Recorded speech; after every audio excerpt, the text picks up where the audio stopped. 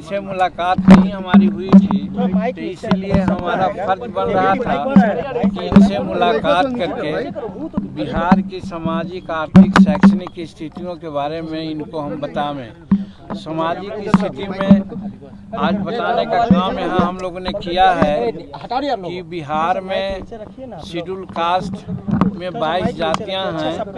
22 जाति में 4-5 जाति जो हैं जिनको D4 कहा जाता है, कंपैरेटिवली वो आगे हैं, लेकिन बाकी वैसी जातियां हैं यहाँ जिनका साक्षरता दर 15% से कम है और वो आर्थिक, सामाजिक, राजनीतिक और शैक्षणिक सभी दृष्टिकोण से ये कमज़ोर हैं। उसमें भी खास करके मुसहर भुइयां समाज के लोग हैं, सबसे नीचे पायदान पर हैं। उनको काम करने की ज़रूरत है, उनको विकास करने की ज़रूरत है। फिर शिक्षा पद्धति पर भी बात हुई कि शैक्षणिक स्थिति यहाँ का ये है कि सरकारी विद्यालय में पैसे तो लग रहे हैं और काफ़ी बजट भी है, लेकिन जो शिक्षा का स्टैंडर्ड है सरकारी विद्यालयों में वो उचित नहीं है। इसलिए कि यहाँ प्राइवेट विद्यालय में सब अपने बच्चों को पढ़ाना चाहते हैं। यहाँ तक कि जो सरकारी विद्यालय के मास्टर हैं वो भी अपने बच्चों को प्राइवेट विद्यालय में पढ़ाते हैं। इसी से जोड़ा जा सकता है कि सरकारी विद्यालय की क्या स्थिति है। ये महामहिम को बताने का हमने कोशिश किया और महामहिम ने इस पर अपनी सहमति जताई और हमने कहा कि शिक्षा जगत में बहुत सुधार की आवश्यकता है।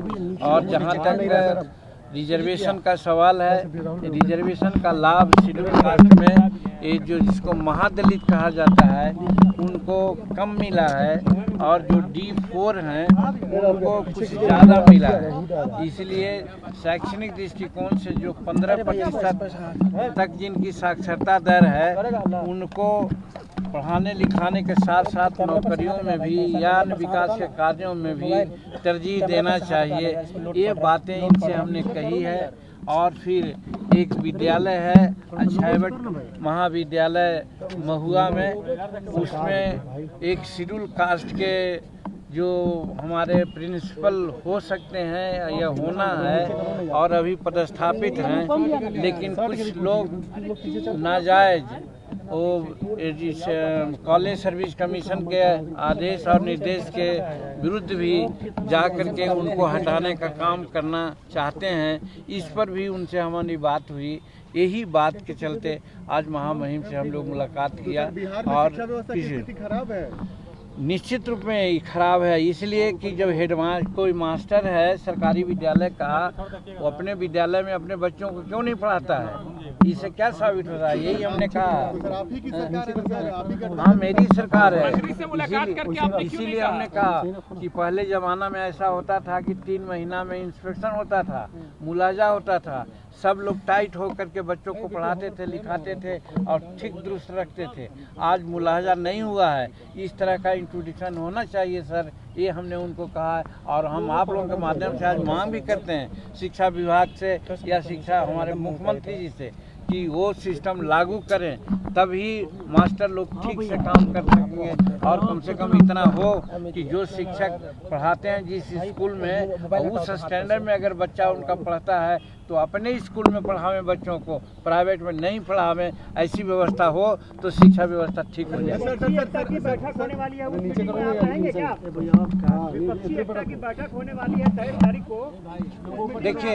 देखिए महागठबंधन में हम लोग 7 पार्टियां हैं और 7 पार्टी में जब एक हम लोग हैं, जब कहा जाएगा सम्मिलित होने के लिए तो शामिल होंगे, नहीं शामिल होने के बाद भी हम कर सकते हैं कि हमारा गठबंधन है उसका मेन लीडर जब नीतीश कुमार जी हैं और वही अपना उन्हीं के रिक्वेस्ट पर ये बैठक आयोजित हो रही है, तो हम समझते हैं कि फिर हम लोग रहें या न रहें उससे कोई फर्क नहीं। लेकिन अगर बुलाया जाएगा तो उस बैठक में अभी तक बुलाने की बात नहीं हुई। अच्छा मांझी जी, आप जब मुख्यमंत्री थे तो आपने एक बात कहा था उस समय कि एस्टीमेट घोटाला की चर्चा अपने उस समय बहुत जोर शोर से की थी। अभी जो पुल गिरा, आप उस पर क्या बोले? कुछ ऐसा ही हो रहा है क्या? देखिए, पुल गिरा है, उस पर जांच की बात आ रही है, जांचों उपरांत जो बात होगी उसके आधार पर कार्रवाई होगी। लेकिन जहां तक एस्टीमेट घोटाला की बात हम कहा करते थे, आज भी एस्टीमेट घोटाला है। और इसीलिए कह रहे हैं कि जो काम 100 रुपया में होना चाहिए, एस्टीमेट बनता है 1000 रुपया का, और उसके बावजूद भी काम में गुणवत्ता जो होनी चाहिए उसकी कमी होती है। सुपरविज़न हमारे क्षेत्र में कई एक ऐसा काम हुआ है, रोड का, पुल का, उस पर भी हम लोगों ने ध्यान आकर्षित किया है। तो उस बात पर आज भी हम आमादा हैं कि साहब एस्टीमेट ज़्यादा लोग बनाते हैं और काम कम पैसा का करते हैं, उसकी गुणवत्ता कम रहती है, उसमें सुपरविज़न की आवश्यकता है, उसको बढ़िया से देखने की आवश्यकता है। मांझी जी, आपको मांझी की चर्चा हुई है क्या? कल नीतीश कुमार से आपकी बैठक हुई साथ में, क्या मंत्रिमंडल विस्तार को लेकर के भी? नहीं, कुछ नहीं। माननीय मुख्यमंत्री जी से हम लोग सिर्फ चारों विधायक जो हमारे 6 दल के हैं, एक समस्या थी कि हमारे विधायक की बात पदाधिकारी नहीं सुनते हैं, या हमारे विधायक माननीय मुख्यमंत्री जी के समाधान यात्रा में भी गया में बहुत साल लेटर दिए थे, उस पर कोई काम नहीं हुआ था।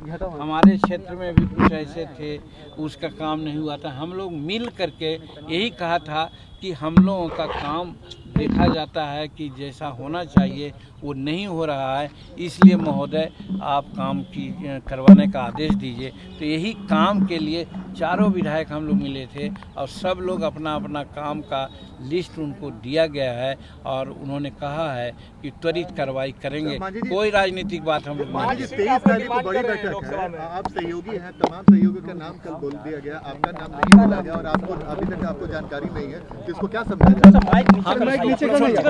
हम इसको कुछ नहीं समझते हैं। हम ये समझते हैं कि विपक्षी एकता मजबूत हो, जैसे भी एकता बन सके, और जहाँ तक लाना रहना न रहना, जब नीतीश कुमार वहाँ साथ हैं तो मैं समझता हूँ कि हम भी साथ हैं। आपके बारे में कहा जा रहा है कि बीजेपी के संपर्क में आप हैं। अब ये सब आप लोग बोल रहे हैं, और 5 सीट और 4 सीट का कोई मामला नहीं है। हम नीतीश कुमार के साथ हैं, हमको 1 सीट भी नहीं मिलेगा तो भी हम मुख्यमंत्री के साथ हैं।